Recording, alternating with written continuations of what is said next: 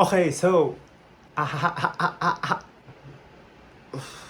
okay, so like bored ako right now. Wala akong magawa, so condo tour! Whoop, whoop! Anong papakita ko sa inyo? Hindi na, ang liit-liit lang ng condo. I'll just break it down into its parts.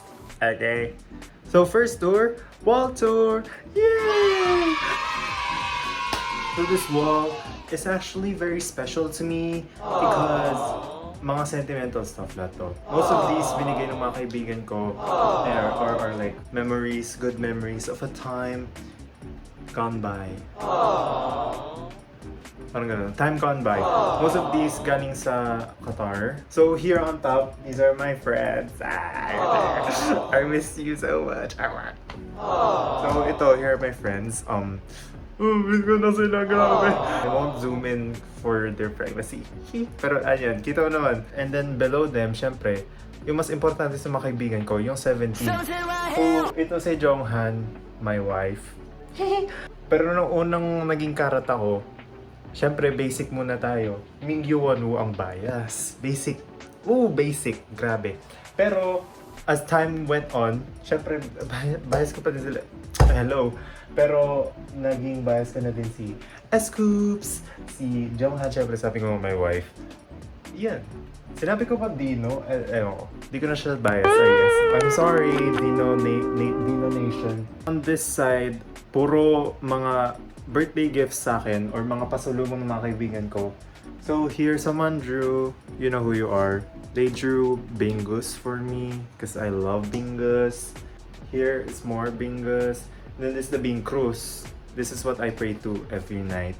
Tapos ito, toothpaste. Regalo ng mga kaibigan ko ulit kasi mabaho daw yung hininga ko. So, binigyan nila ako ng toothpaste. Hanggang ngayon, mabaho pa din kasi hindi ko pa ginagamit yung toothpaste. And then, my first photocard pala, you know who you are, binigyan niya din ako for birthday. Si Dayon, bias ko sa Twice. Bakit bias ko si Dayon sa Twice? Bago ako naging fan ng Twice, meron ako napanood na TikTok na tell me you're Dayon without telling me you're Dayon. Ganon. Tapos, she just pointed to a block of tofu. And then I was like, oh, she's my bias kasi I love tofu. Tell me you're Dayon without telling you're Dayon.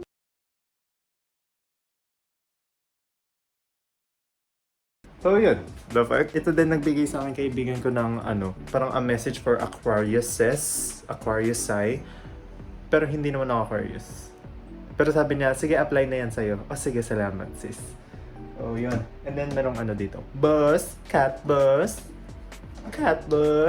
And lumpia wrappers. There was one time in my friend group na naging inside joke yung kasi parang ate, pero yung babae na that goes like, what happens if you wrap tofu in lumpia wrappers? So yan, precious to me, precious. Okay, now we're gonna do floor tour. Okay, so yan yung floor. So basically, tinatapakan ko to every day. Thank God the floor is here. Kasi kung walang floor, siguro mahulog ako to like the downstairs. So I'm very thankful sa floor. So yan, testing, review muna natin yung floor. Yan, gumagana naman siya. At syempre, kung nag-wall tour, floor tour na tayo, ba't pa natin iiwan yung roof tour? So ayan yung roof natin. Tingnan mo, may ilaw, and then may isa pang sprinkler, and then fire alarm, ilaw, sprinkler. Roof tour, ceiling pala to, hindi to roof. The roof is on fire kasi. So the ceiling, ito na lang yung ceiling. Ceiling labuyo? Ngayon, so nasa toilet tayo. We will do washing machine tour. So tingnan mo yung... Oh. Sino nag-wash? Di itong aming washing machine. So yan, washing machine. Mukha naman siyang washing machine. Kakagamit niya lang.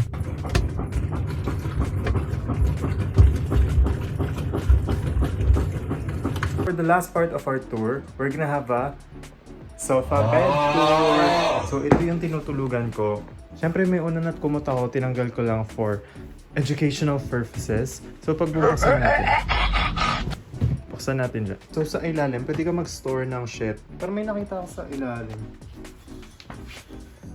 Defek? Where is it? May nakita akong gumalaw. Siguro nandito. So that finishes the condo tour, the tour for more. wala talaga akong magawa right now. So yun na yung naisip kong gawin.